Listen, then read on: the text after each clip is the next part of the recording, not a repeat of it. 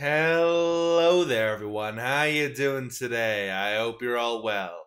Today we've got some D&D stories from r/D&D stories.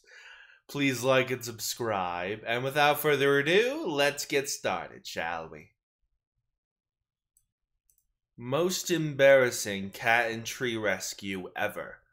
So, the other day I was DMing a game where the party was a band of outlaws, attempting to go straight after helping save the world, and realizing how much better it feels to be heroes. Yada yada yada. Thing is, people of the kingdom aren't convinced the party has changed their ways. So one of them gets the bright idea to go around the city and do a bunch of minor good deeds. Real help the old lady cross the street stuff. Eventually, I decided to throw the classic cat stuck in a tree routine at them. The cat being a bright orange cat named Pumpkin. The tree being about the same height as three Goliaths standing on top of one another. At this point, the resident rogue of one group, a tabaxi named Ricky, said to the group, "Don't worry guys, we're both cats. I got this." First, with a nat 20, he manages to climb the tree perfectly, hopping off the branches like they were trampolines before getting close to the branch Pumpkin was sitting on. Then, when I asked him to roll for animal handling, the universe automatically and perfectly balanced the nat 20 with an immediate nat 1, prompting Pumpkin to hiss and swipe at Ricky's eye. In that moment, the player of Ricky, mimed Ricky, grabbed his eye with both hands, at which point I asked if Ricky just let go of the tree branch he was holding onto. The player's response? Oh shit. Ah! Cue Ricky, taking 6 damage from falling. Ricky, not done yet, and ignoring his friend's attempts to help, promptly tried to climb the tree again. This time, however, the last tree branch beneath Pumpkin snapped off the second Ricky grabbed a hold of it, prompting him to fall yet again. This time, he was able to land on his feet and not his back. However, he still took 2 points of bludgeoning damage once the branch hit his shoulder. Worried that a third attempt at climbing the tree barehanded might result in further damage, Ricky decided to use his signature grappling hook to climb up instead, managing to perfectly hook the branch Pumpkin was on. He began scaling up the rope, and had almost reached the top within moments before realizing that Pumpkin had spent the last minutes looking at the hook, then looking at Ricky, then back at the hook, then back at Ricky.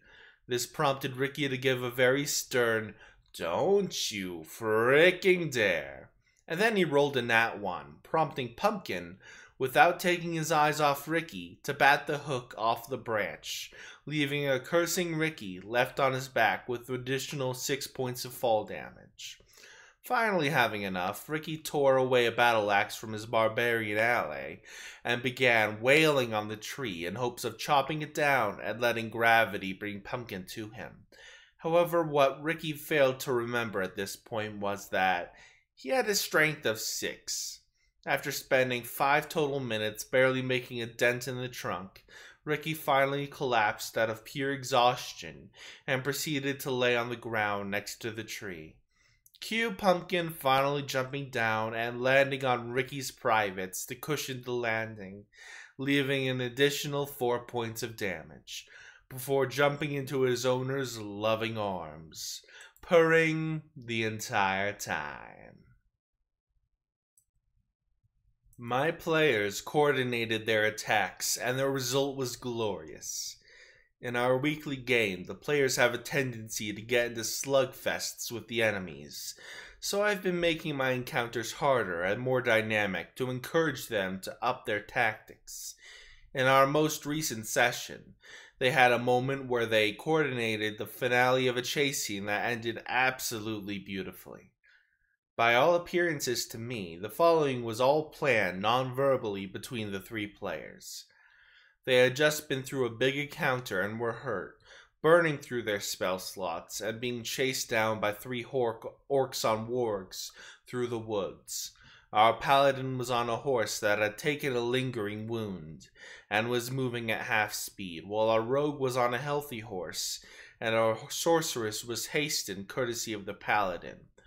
The rogue and sorceress ran ahead and found 2 trees 15 feet apart that they just hid behind, while the paladin led the orcs on.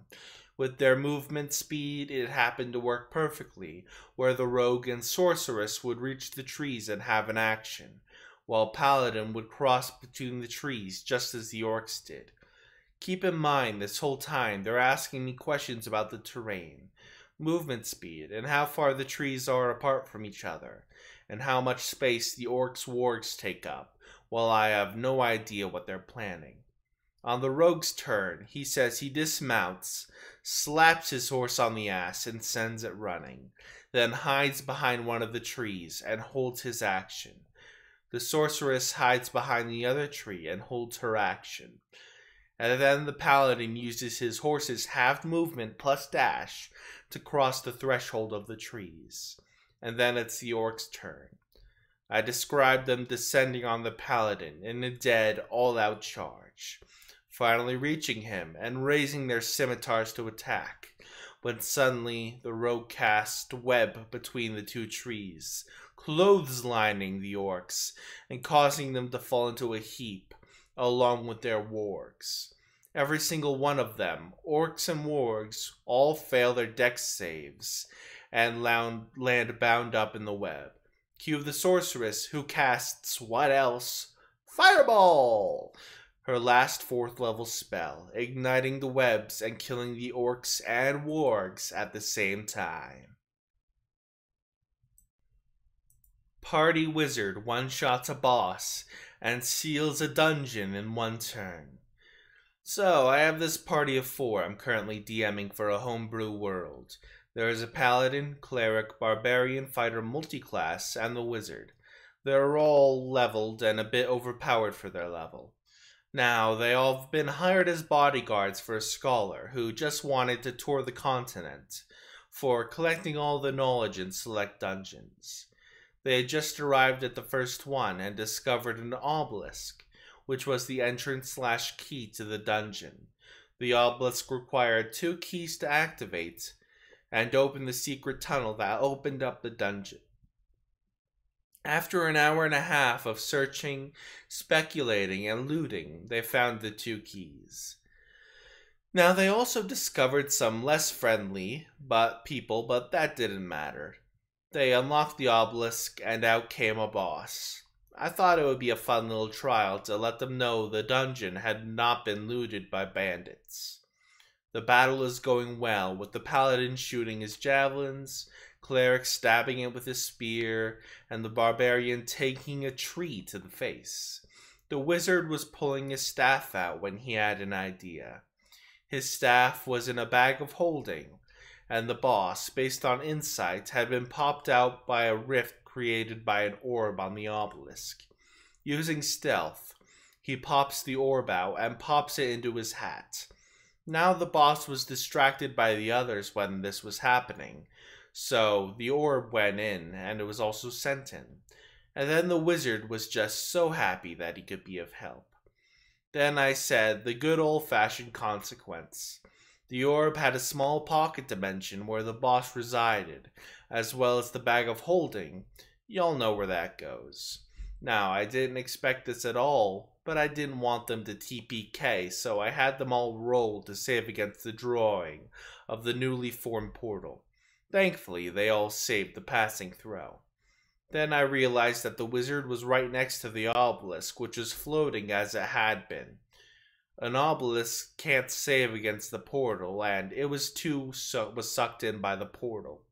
When the portal closed, I described that, according to the mural they read earlier, the obelisk was the key to opening the dungeon.